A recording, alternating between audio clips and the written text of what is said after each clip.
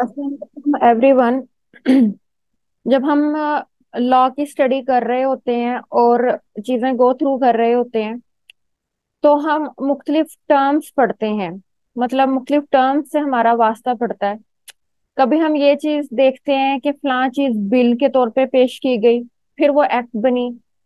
फिर हम ये देखते हैं कि ऑर्डिनेंस, ठीक है, उसके बारे में हम पढ़ते हैं कि फलां चीज ऑर्डिनेंस है। और रूल्स एंड रेगुलेशंस का कॉन्सेप्ट जो है वो हमारा पढ़ने में आता है। अब ये जो वर्ड्स बोले जाते हैं, ये क्या मानी रखते हैं? बिल से क्या मुराद है? एक बिल एक्ट कब बनता है? ऑर्डिनेंस की सूरत में जो है वो सामने आता है। रूल्स एंड रेगुलेशन से क्या मुराद है? तो आज की इस वीडियो के अंदर मैं इन टर्म्स का खुलासा आपके सामने पेश करूंगी कि इन टर्म्स को किस तरह से यूज किया जाता है और इनके मानी क्या हैं। तो सबसे पहले तो हमारी ये जानकारी जरूरी है कि एक रियासत को चलाने वाले जो अवामिल हैं वो कौन कौन से हैं। ठीक है, जब हम ये पढ़ते हैं स्टेट का कॉन्सेप्ट, जिस तरह फॉर एग्जांपल पाकिस्तान एक स्टेट है, तो ये चार किस्म के अवामिल पर मुश्तमिल है, जिसके अंदर हुकूमत, इक़्तिदार आला, आबादी और इसके अलावा जो है वो इलाका वगैरह शामिल हैं। तो जब ये तमाम चीजें इसमें मौजूद हों तो हम कहते हैं कि एक रियासत जो है वो मार्ज़ वजूद में आई है और इसका वजूद दुनिया पे कायम है। अब एक रियासत को चलाने के लिए एक ऐसी बॉडी की जरूरत होती है जो उसके मुख्तलिफ मामलात को देखे, और उन मामलात को तीन इकसाम में तकसीम किया जाता है, जिसके अंदर अदलिया, मुकन्ना और इंतजामिया शामिल है। मुकन्ना को इंग्लिश में कहते हैं लेजिस्लेचर, अदलिया को कहा जाता है जुडिशरी, और इंतजामिया को कहा जाता है एग्जेक्टिव। अब ये तमाम जो हमारे विंग्स हैं हुकूमत के, ये एक दूसरे के साथ इंटरलिंक्ड हैं। यानी कि अगर हम लेजिस्लेचर की बात करें तो लेजिस्लेचर अवाम की ख्वाहिशात को, वो नुमाइंदे जो अवाम ही चुनते हैं और वो अवाम की बात को आगे लेकर जाते हैं पार्लियामेंट में, वो ख्वाहिशात के तौर पर जो पेश करते हैं उसे बिल कहा जाता है। और बिल जब पार्लियामेंट से पास हो जाता है तो वो सूरत इख्तियार कर लेता है एक्ट की, जो कि हम मुख्तलिफ एलएलबी के अंदर एक्ट्स पढ़ते हैं, तो वो एक्ट हो जाता है। अब लेजिस्लेचर ने कानून बना दिया, तो अदलिया का इसके अंदर क्या काम है? अदलिया ने उस कानून की हिफाजत करनी है, उसकी तशरीह करनी है, और उसको मद्देनजर रखते हुए अदलो इंसाफ अवाम तक पहुंचाना है। जबकि इंतजामिया इन बनाए हुए कवानीन पर अमल दरामद करती है, अमल दरामद अमल दरामद करवाती है, और फिर इन रूल्स एंड रेगुलेशंस के अकॉर्डिंग जो है वो वर्किंग करती है, ताकि मकासद पूरे हो सकें एक रियासत के। अब सबसे पहले हमारे आया एक्ट का कॉन्सेप्ट, कि एक्ट क्या होता है। एक्ट बनता किस तरह है, यहाँ से ये चीज शुरू होती है। सबसे पहले तो ये चीज आती है कि पार्लियामेंट हमारा कैसा अदारा है, इसकी कॉन्स्टिट्यूशन से कौन वाकिफ नहीं है। खासतौर पर जो एलएलबी के स्टूडेंट्स हैं या जो पॉलिटिकल साइंस के स्टूडेंट्स होते हैं, उनका ये एक बेसिक टॉपिक होता है और इसे एक एज अ चैप्टर पढ़ते हैं। हमारी पार्लियामेंट है, ठीक है, जिसके दो ऐवान है, एक सेनेट है और दूसरा है कौमी असम्बली, जिसे हम नेशनल असेंबली कहते हैं। अब इसके अंदर क्या चीज होती है कि मुसव्वदात, इंग्लिश में उसे कहते हैं बिल, उर्दू में कहते हैं मुसव्वदा, पेश किया जाता है, जो कि अमूमन जो है वो कौमी असम्बली से ही पेश किए जाते हैं। खासतौर पर बजट का कहा जाता है कौमी असम्बली से पेश किया जाए। ताहम बाकी दीगर अगर मुसव्वदात की बात की जाए तो वो सेनेट से भी पेश किए जा सकते हैं। यानी कि सेनेट के अंदर उसकी जितनी भी कार्रवाई मुकम्मल होने के बाद कौमी असम्बली के पास भेजती हैं। लेकिन बजट, यानी कि जो खजाने के अमूर हैं, वो ऐसे मामलात होते हैं कि उसको सबसे पहले कौमी असम्बली में पेश किया जाता है, फिर उसके बाद वो मामला जाएगा सेनेट के अंदर। अब इस बात को शॉर्ट करते हुए मैं बताती हूँ कि जब पार्लियामेंट के दोनों ऐवान किसी पेश करदा मसवदा या बिल को मंजूर कर लेते हैं, तो वो मसवदा जो है वो पार्लियामेंट की प्रोसीडिंग से कंप्लीट हो जाता है और फिर उसको भेजा जाता है सदर के पास। सदर से उसको जो असेंट मिलती है उसके बाद वो एक बिल एक्ट में चेंज हो जाता है। यानी कि बिल एक ड्राफ्ट होता है, सबसे पहले उसमें ख्वाहिशात होती हैं अवाम की, वो मामलात होते हैं जिसके बारे में आपने एक्ट बनाना होता है और मामले को अच्छे तरीके से लेकर चलना होता है, ताकि हमारे दीगर इदारे भी उसके अंदर इन्वॉल्व होकर हमारे मामलात को बेहतर बना सकें। तो वो वहां से पास होके एक्ट बनता है। अब हम कहते हैं कि पार्लियामेंट से क्या मुराद है, तो पार्लियामेंट से मुराद हमारे तीन लोग हैं। किस तरह से, इसमें प्रेसिडेंट आ जाता है, इसमें हमारे जो है वो प्राइम मिनिस्टर और उसकी कैबिनेट शामिल है। तो ये पार्लियामेंट बनती है, यानी कि ये तीनों इन तीन चीजों के गिर्द जो है वो गर्दिश कर रही है। ठीक है, तो इसमें मेनली मुराद ये है कि कौन से अदारे हैं, तो हमारा प्रेसिडेंट का अदारा आ जाता है, हमारा प्राइम मिनिस्टर और उसकी कैबिनेट, और यही लोग जो है हमें कौमी असेंबली में भी नजर आते हैं और फिर सेनेट में भी नजर आते हैं। तो ये हो गया एक्ट। अब उसके बाद आ जाता है ऑर्डिनेंस। के एक्ट के बाद हम कई चीजें ऐसे पढ़ते हैं कि हम कहते हैं ये फलां ऑर्डिनेंस है।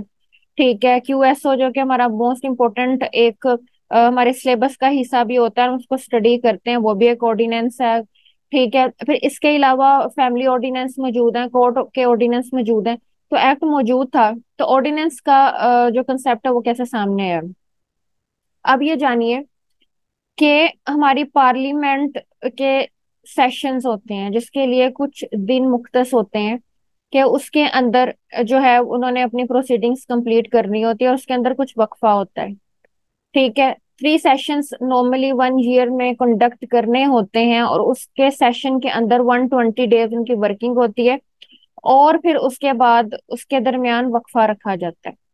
अब सूरत हाल कुछ इस तरह से हो जाती है कि जब सेशंस ना हो रहे हैं, in other words we can say the parliament is not in session, parliament session नहीं कर रही। ठीक है, उसकी वर्किंग क्राइटेरिया जो है उसके लिहाज से वो पूरा ईयर वर्किंग नहीं करती, बल्कि एक टाइम पीरियड होता है, उसको भी थोड़ा रिसेस पीरियड दिया जाता है। तो उस रिसेस पीरियड में कोई हंगामी सूरत हाल सामने आ जाती है या कोई ऐसा मामला आ जाता है जो अर्जेंट नवैयत का है और उसके बारे में कोई ना कोई रूल बनाना जरूरी है, तो फिर इस टाइम पे जो प्रेसिडेंट है उसको अथॉरिटी हासिल है कि वो कानून बना दे, वो कोई रूल्स एंड रेगुलेशंस वाजे कर दे किसी चीज को कंडक्ट करने के, उसको ऑर्डिनेंस कहा जाता है।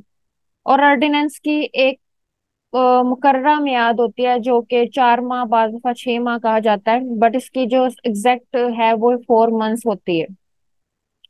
अब अगर ऑर्डिनेंस जो है आपको पता चल गया वो सदर की तरफ से आता है, तो ये एक ऐसा मरहला है जो कि नॉर्मल प्रोसीडिंग्स नहीं कहलाती। हाँ, अलबत्ता ये वाज़ेह बात लिखी जाती है कि उस टाइम पार्लियामेंट इन सेशन नहीं थी, तो फिर प्रेसिडेंट को ये काम करना पड़ा। तो प्रेसिडेंट जो रूल्स एंड रेगुलेशंस बनाता है when the parliament is not in session और where the urgent matter occurred, तो फिर ये ऑर्डिनेंस का कॉन्सेप्ट जो है वो सामने आता है। अब सवाल ये पैदा होता है कि कोई ऑर्डिनेंस एक्ट की सूरत इख्तियार कर सकता है। तो जी हाँ, अगर ऑर्डिनेंस के बारे में पार्लियामेंट का जब इजलास हो वही समझे उसकी मियाद पूरी हो चुकी है ऑर्डिनेंस की, अब पार्लियामेंट के पास ये इख्तियार है आया कि वो उस ऑर्डिनेंस को कंटिन्यू करना चाहे या उसको पास ना करे। लेकिन अगर पार्लियामेंट ये देखती है कि भाई ऑर्डिनेंस जो था वो अच्छा था, उसके अच्छे मामला जो हैं वो सामने आए हैं, मुस्बत असरात सामने आए हैं और इसको कंटिन्यू करना चाहिए, तो पार्लियामेंट जो है वो इसको कंटिन्यू करने का कह देती है और उसको पास कर लेती है। और जब ऑर्डिनेंस को पास कर दिया जाता है तो वो ऑटोमेटिकली एक्ट जो है वो बन जाता है। तो ऑर्डिनेंस इस तरह से कन्वर्ट होता है एक्ट के अंदर। अब उसके बाद हमारा नेक्स्ट टॉपिक आता है रूल्स का, कि जो रूल्स हैं वो क्या चीजें होती हैं। अब देखिए बात ये आती है कि अगर हम बात करें एक्ट की तो उसका डायरेक्टली लिंक्ड है लेजिस्लेचर के साथ। ऑर्डिनेंस की बात करें तो उसमें सदर अथॉरिटी है। रूल्स जो है उसका मामला बनता है एग्जेक्टिव के साथ। एग्जेक्टिव के साथ किस तरह से बनता है कि एक तो है वो कवानीन बनाए जाते हैं, अदारों को दिए जाते हैं जो कि पार्लियामेंट है उनके लिए रेगुलेट किए। लेकिन एक्ट मौजूद है, और उसको मजीद किस तरह से करना है, इंतजामी अमूर को किस तरह से सरंजाम देना है, तो अदारे जो हैं वो अपने कुछ रूल्स बना लेते हैं जो कि वही बेहतर समझते हैं। अब जिस तरह से हाई कोर्ट के रूल्स हैं, तो हाई कोर्ट के रूल्स अपने प्रोसीडिंग्स के लिहाज से उन्होंने मुनासिब जाना कि इन रूल्स का होना मौजूद है और इन रूल्स का होना चाहिए, क्योंकि हम अपनी प्रोसीडिंग्स को इस तरह से लेकर चलेंगे।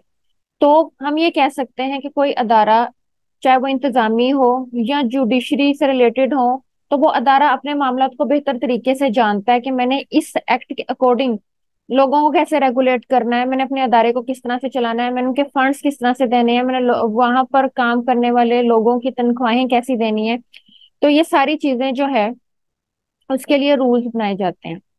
और रेगुलेशन का कॉन्सेप्ट भी इसी से मुंसलिक है। कुछ ऑटोनोमस बॉडीज भी गवर्नमेंट जो है वो बनाती है, जिसके अंदर उनको कुछ फाइनेंशियल ऑटोनॉमी भी दे दी जाती है, और कुछ ये ऑटोनॉमी भी दे जाती है, खुद मुख्तारी दे दी जाती है कि वो अपने रूल्स एंड रेगुलेशंस बनाएं, और अपने जरूरत के मुताबिक जो है वो कवानीन और कवायद को बनाते हुए जो रिजल्ट हमें चाहिए, ठीक है, उसको फ्राहम करें। तो अगर हमसे अब ये ब्रीफली इस चीज को मैं रिकैप कर देती हूँ कि इसमें क्या चीजें थी। एक्ट था, ठीक है।